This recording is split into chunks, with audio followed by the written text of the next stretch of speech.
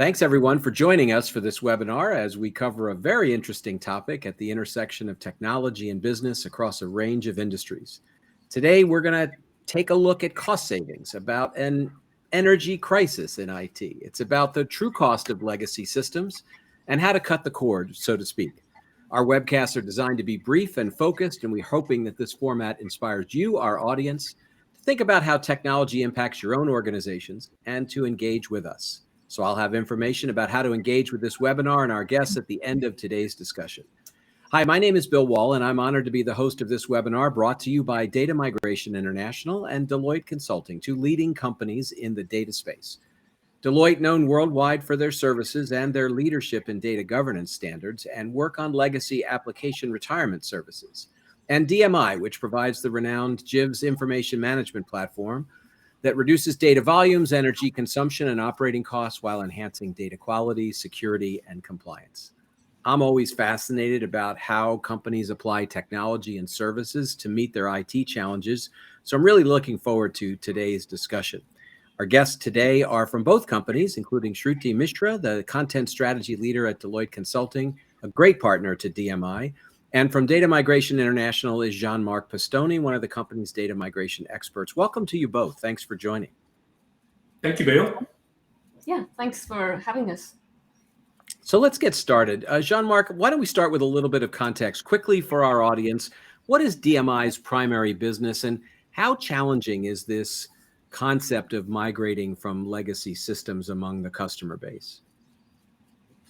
Thank you, Bill. Well, Data Migration International, we started 26 years ago. We're all too young to remember that, but it was back when the big R2 to R3 movement in the SAP space took place.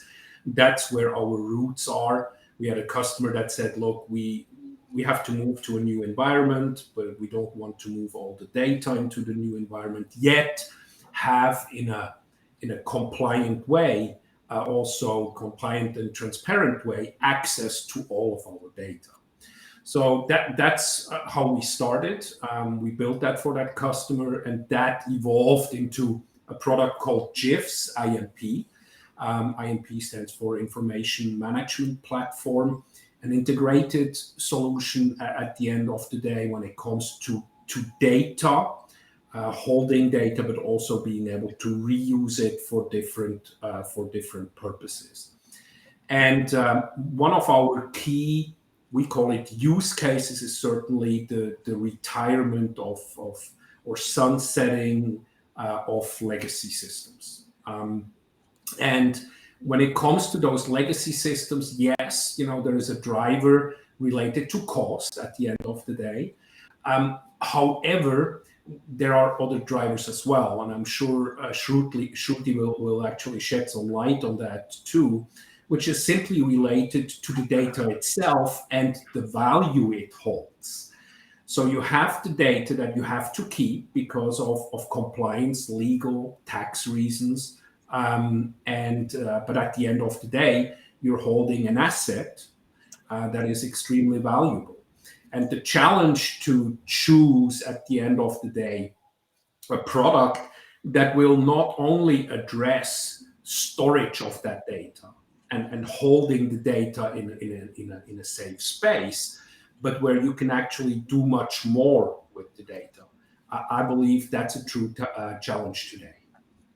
Well, that's great to start us off. Shruti, welcome to the webinar. Most folks know about Deloitte. I don't think there's a large IT project anywhere in the world where there isn't some Deloitte expertise involved. But your practice around helping companies get their arm around their systems modernization and their data is an interesting one. Tell us a little bit about what you and your team are working on. Absolutely, Bill. Thank you so much for talking to us today about this on this very important topic. What we do, our practice is mostly focused around the challenges that our customers face around data and content, whether it is the content management, how to store the content, how to access the content, quick and easy, how to ensure integrity of data and content. And the bigger challenge that we are facing today is, as our clients move to the cloud, the bigger challenge is the data is growing, how to make sure to keep the cost of, for example, SAP S/4HANA transformation low. So quite a lot of areas where our clients reach out to us, whether it be related to data or content, the life cycle of data and content. When is your data ready to be considered a record, and what happens once a record is completed its lifetime? How does it get deleted? So yeah, that's what we do, and that's where most of our clients that reach out to us are focused on. Well, there are a lot of topics to cover here. So I want to start sort of at a basic level, because this term legacy system is thrown around a lot. From where you sit, what really defines legacy? Mm-hmm. So, in layman terms, legacy is anything that is not being actively used. Whether in certain scenarios you have a more advanced system, that is your day-to-day system, the system that you have used before that becomes a legacy system. In some cases where we deal with clients who have a challenge related to M&A activity, there is a system that has been acquired, and that system is not going to continue to be your system of record. That becomes a legacy system. So yeah, a lot of different scenarios where you have an active system, and anything that's outside of an active system becomes considered legacy. Now, what becomes really important in all of that is that system, maybe it's a system of record, is legacy, but the data, and more importantly, the insights, the knowledge, the decision-making power of that historical data still needs to be preserved. So the real tug of war is, how do we preserve access to that insight while at the same time no longer bearing the cost and the risks associated with running the legacy system? That's the real challenge, right? Absolutely, absolutely. That's what, that's the challenge that the clients reach out to us with. That, hey, I have recently moved to SAP S/4HANA. I have around 10 different systems which are lying around. We do need this data. We need this data for to get the value out of it. We need this data to respond to the audits. We need this data for business research. There are a lot of reasons, tax, audit, business purposes.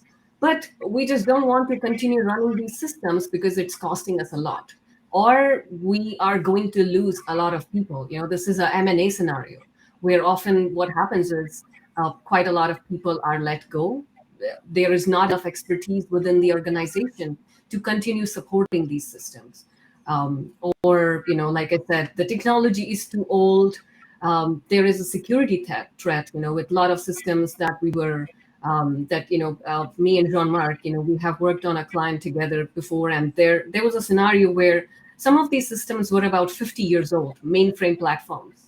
So there is certainly a security threat because these systems are not up to date with the latest challenges, whether it's technology, security, or access of data. So yeah, certainly a lot of reasons why clients are these days considering to move out of legacy.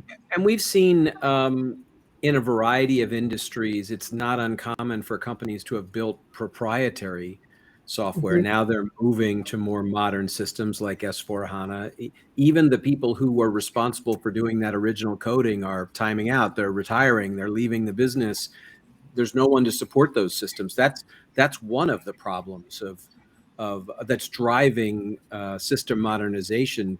But the businesses still want the insights and the track record of that data. That's particularly important. I think another area that a lot of folks worry about is compliance.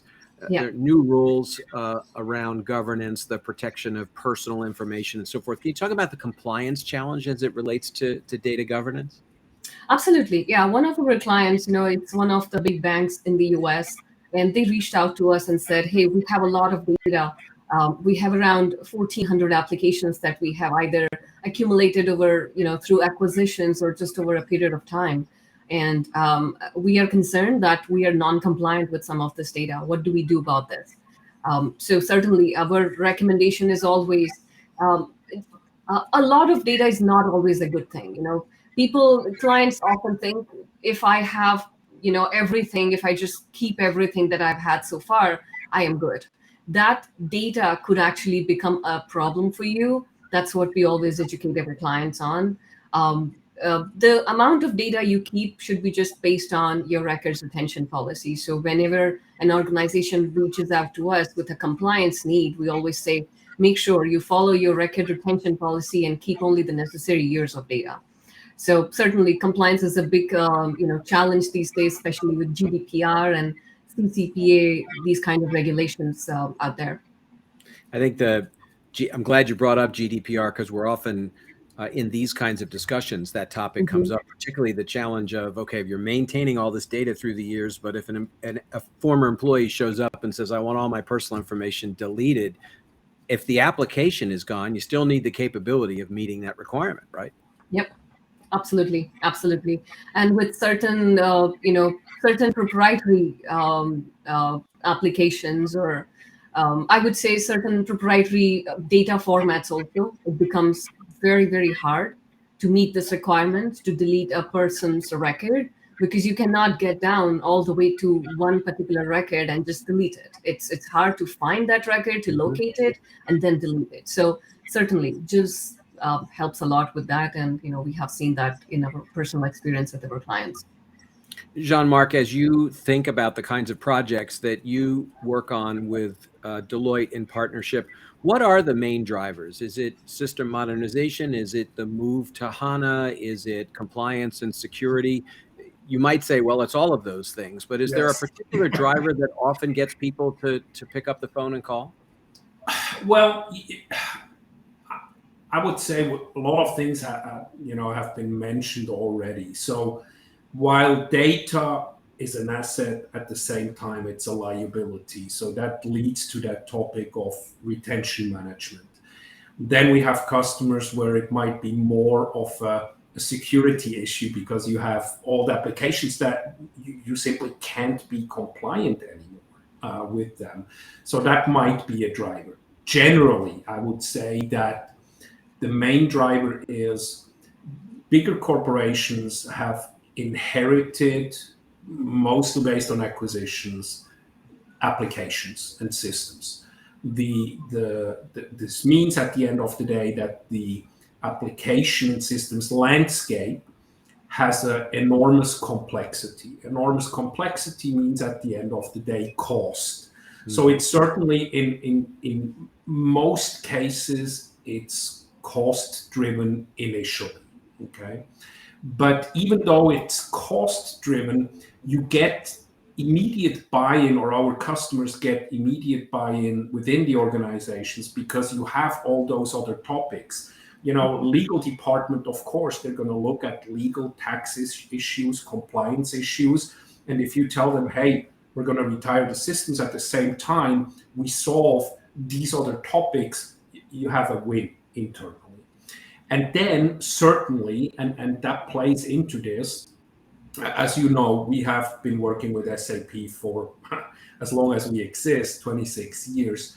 So this move to SAP S4 puts things, because it's not just an upgrade that you're doing. These are major initiatives at the end of the day, and it helps addressing all those other topics as well. So taking into consideration to start with a housekeeping initiative. I like that term. It's a customer of ours has actually used that in the past. Customer that Shruti and I still work on jointly, has used that. To start with a housekeeping initiative certainly makes sense. So you simplify, okay, before you address a fairly complex step. Right. And I think that's part of why solutions that don't only address one topic, which can be the sunsetting of systems, but also open the door to take those next steps into a future environment such as SAP S4.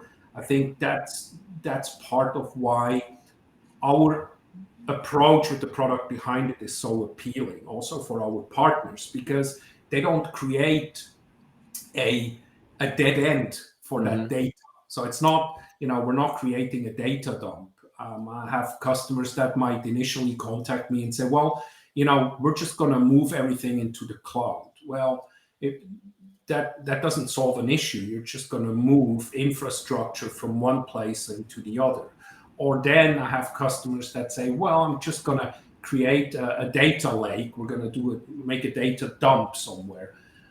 Well, while that might work for certain very small applications, for crucial data, it's not going to work. You're not going to be compliant. Or if you try to, you mentioned GDPR or CCPA as guidelines, try to delete specific data out of a data lake. It's not going to be simple. You're going to start a project. Look, we don't always like to just talk about money, but I think that in the early days there was this fallacy that we'll just send everything to the cloud. We don't have to run a data center any longer. You don't have to store it locally. It's going to be a lot less expensive. But I think people have learned data costs to store wherever it's sitting. It's on your iron, or it's on Amazon or Microsoft's iron. In any case, there's an expense associated with keeping large volumes of data. So, Sruti, let me come back to you. Part of good data governance is really about being efficient with what you need to keep and store and how ready access you need to have to it. And I imagine that's a part of your methodology in thinking about how to make customer systems that much more efficient, right? Yeah, absolutely, Bill. And kind of adding on to the point that Jean-Marc brought up, just dumping data in a data lake, it's not really archiving. That used to be traditionally the way people used to think about archiving. Either you dump it in a database, set up a SQL server and just archive all your databases in there. Or, these days, what people do is just try to create a file and just dump it somewhere and, like a S3 location. That's not really what we call data archiving, because data archiving for us is much larger than that. You not just make sure your data is archived properly, you have data integrity in place, which which is something JiVS is very good at, providing a completeness report. When you move the data from the source to your archive, it gives a 100% completeness report, making sure all your data is archived. The second point is make sure you also look at the data and see what are the critical sensitive information that's there in your database. Make sure that information is properly safeguarded. You might have social security numbers or credit card numbers. And given, all sorts of cyber crimes that we are all faced to these days, it's very important to make sure your data is not just dumped somewhere, but it's also safe and secure. Third thing, sorry, go ahead. No, please continue. Third thing is easy access to this data, making sure there is a proper life cycle management around this data. Some kind of records management is in place, some kind of governance is in place. When your data is ready to be deleted, who is the one approving the deletion of this data? Because you will need all of this information to be in a single place for these organizations to be able to respond successfully back to an audit. A client of us, Jean-Marc and Deloitte as well, they have responded successfully to at least 3 audits since we started that project with them. And not even once there has been a question around who approved the deletion of this data. Was the life cycle complete? Was the data complete? Was the data secure? People who are responding back to these audits, they have very easy access to get to this information and don't have to run back to your database administrators like they used to in the past, right? Running back to someone who owns these databases and scrambling through large piles of databases, trying to figure out where the actual content that they're looking for is, used to be the challenge, which is something, we try to address. And this all together comprises of data archiving, not just dumping your file somewhere. I suspect that many of the audience watching our program today come from the world of IT and data, given the topic. Eventually, everyone rolls up to CEOs and boards of directors, and a lot of those individuals spend a lot of time thinking about the risks associated with systems migrations. Can you speak a little bit to Deloitte's experience around managing risk in this area? Because it's certainly critical at the executive level. Absolutely, and this is a problem which is faced by the IT organization in every customer that we have worked with. How do we make sure that some of these legacy systems which are not supported by the current day technology will be successfully migrated? Mhm. So, for example, to give you an one such instance, our client had lots of tapes. There was we were shown a tape room, which was full of tapes all around, and all that data needed to be archived. So, how do we make sure that all of that data is brought over to the archive? That's part of our process that we follow. And like I said, JiVS is very good at getting us that 100% completeness report. Every single time we do a migration, we get a completeness report, which says that these were the number of tables, and these were the number of records in your original source, and this is what you have in your archive. Apart from that, Deloitte, we have a very strong methodology around quality testing. So outside of what JiVS does, we make sure that ETL testing and integration testing, if there is a reporting application that's pulling data from the archive platform, all of those testing methodologies are followed. Those mechanisms are in place to ensure that none of the data is left behind, and we bring over everything to kind of handle this nervousness, I should call it, in our clients, how to deal with such large amount of data. Mhm. So I love when on a webinar we can actually talk about a project, and I know that I know Data Migration International and Deloitte have partnered together on a project for a really big company in the oil and gas industry, Energy Transfer. For the audience, if you haven't heard of Energy Transfer, they are what's called a midstream energy company, 120,000 miles of pipelines across 41 states here in the United States, transporting oil and gas products that basically impact all of our lives. That project that your two businesses work together on is a really interesting one. And it's great that we can talk a little bit about it. Why don't we start, Shruti, with just some of the basics? How many applications were visible to Energy Transfer? What was the starting problem? And then talk a little bit about the project and how it came together. Yeah, sure. So one point that you mentioned, Energy Transfer, yes, they are in midstream, but the project that we started with was for Sunoco, which is their downstream acquisition from back in, I think, 2011-12. Mhm. So they had acquired quite a lot of applications as part of this acquisition, and a very large mainframe platform, which was costing them quite a lot of dollars. So the challenge was, okay, this is mainframe.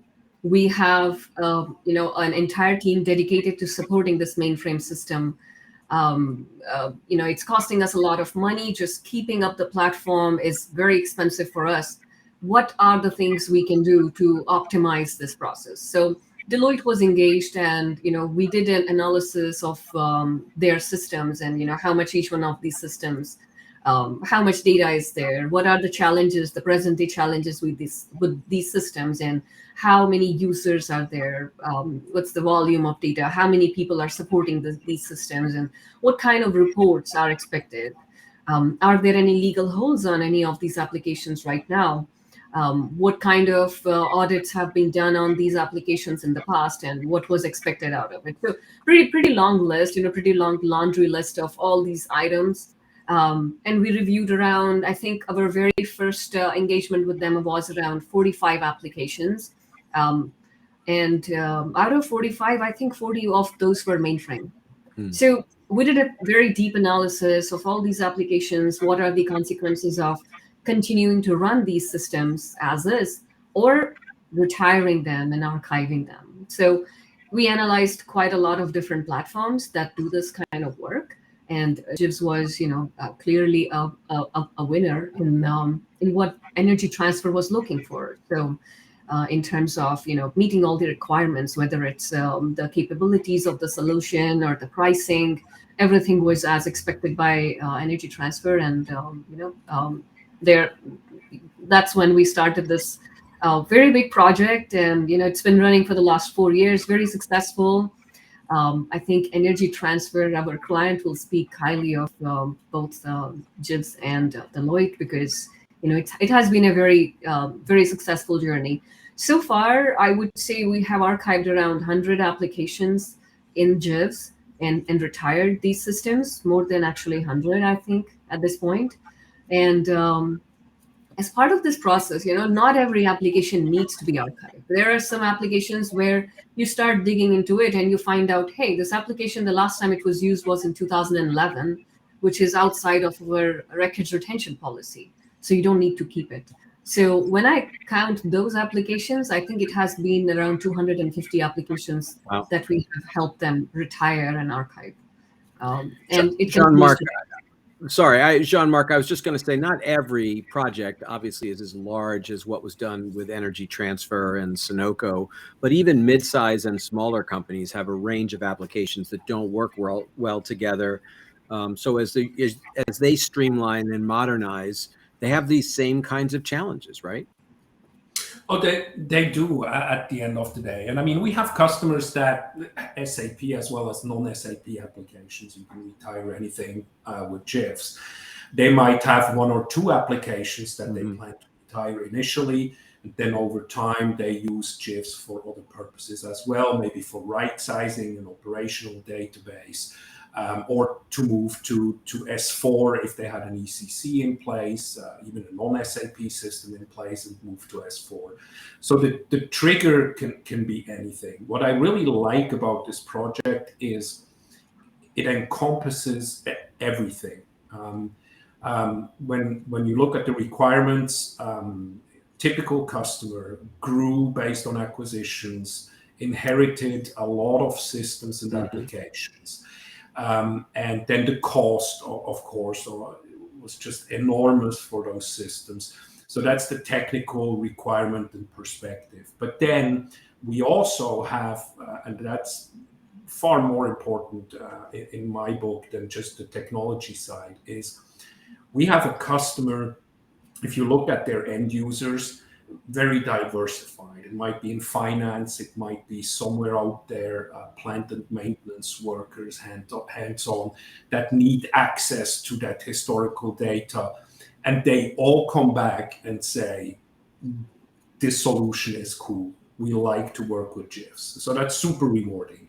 And people, to me, are in focus also when it comes to implementation. And this is why I can highly recommend Deloitte. Of course, on a personal level, this turned into an incredible collaboration, but they also go in and question the situation with the customer and guide the customer through a process where they prioritize. They say, does it make sense to retire or not? They talk about retention management. When you prioritize, you will have different triggers. One of them, again, might be cost because you have a license renewal coming, okay? But this project just encompasses all those elements in a really, really good way. It still is an extremely productive collaboration, I have to say. And it's successful at the end of the day on every layer. And of course, the technology layer is important as well. On top of that, Energy Transfer moved to S4, they were able to have those initiatives in-house, in parallel, coordinated, and that's another important job of that Deloitte is doing there, is certainly the coordination of those different initiatives. Because everybody always asks me, so, well, how big is the impact when it comes to business continuity and things like that, because that's key at the end of the day. And the impact, the way we approach those projects when it comes to sunsetting or retirement of applications, is very low on the business side, extremely low. It's a hands-on project, and if well coordinated, like Deloitte and Shruti's team did, Shruti herself played a key role and still is playing a key role in that project. It's just extremely rewarding to see that minimal impact on the business, and they deliver. That's really it. At the end of the day, that's good to hear. There's good case study information about this project. Shruti, I want to come back to you for one last question before we wrap up. You know, the world is spending a lot of time today talking about digital transformation, and one of those new expressions is that the move to digital is a journey that's never ending.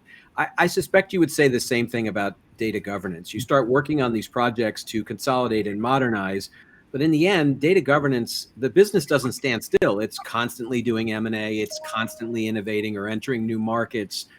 Data governance is continuing ongoing work. So these projects can set up a model to help companies run for the long time with good data credentials, right? Absolutely, Bill. And that's something, we helped Energy Transfer with. They had one thing I would really, really stress on is that they already have a very, very thorough records management team and a very thorough records management policy, which was one thing we didn't have to guide them. The biggest challenge, I think, with most organizations we work with is they don't have a records management policy, or even if they do, they don't follow it.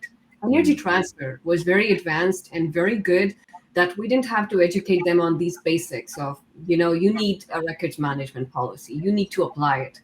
So that was not a challenge with this client, but with others, yes, we do help them come up with a governance plan because most of them don't have it.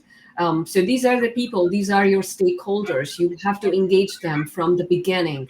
Make sure, they are part of this process from the start, not just towards the end. You don't reach out to your tax and audit teams after you're done with the project. You engage them from the beginning so they feel like they have a part to play in the success of this project. And that's how, such challenging projects can become successful, because it's a very big move. You have used an application for many, many years.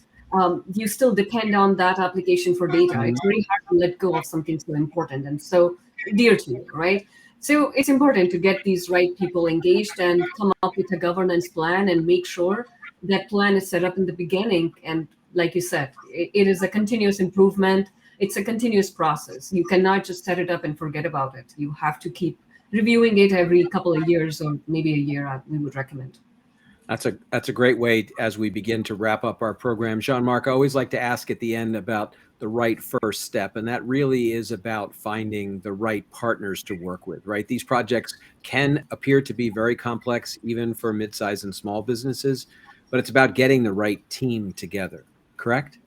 It is. It always is. And I mean, I know this is you learn that early on, you talk about people first. But at the end of the day, that's what it is. It's really about people first. Find the right people, ask questions. When it comes to an implementation partner, it should be somebody that is experienced in that. I mean, Shruti mentioned records management. A lot of times we take that for granted as maybe a product vendor at the end of the day. But that is key. You have to have somebody even within the organization that can answer those questions, of course. That has to be in place. So the right team, the right product, ask a lot of questions, and make sure you don't invest into solutions, partners, of course, as well. But at the end of the day, also solutions that don't drive towards a dead-end situation, meaning data will always involve. You mentioned digitalization, whatever that means. It's a great buzzword right now that doesn't create that dead end and evolves with the customer at the end of the day. I think that's key as well. It's great to have two good partners who have a strong working track record. So my thanks to Shruti at Deloitte for her expert perspectives, and Jean-Marc for you coming along on this ride as well. Thank you both for being on our webinar today. Thank you so much. Thank you, Shruti. Thank you, Bill. And thanks to everyone at Deloitte and Data Migration International for their joint sponsorship of this webinar. We welcome your comments and questions about the discussions on today's program. You can engage with us at the official JiVS LinkedIn and Twitter account, so please be a part of the discussion. And you can learn more about both companies at Deloitte.com and JiVS.com. That's JiVS.com. I'm your host, Bill Wall. And for everyone at Deloitte and DMI, thanks for joining. We'll talk soon. Thank you. Thank you.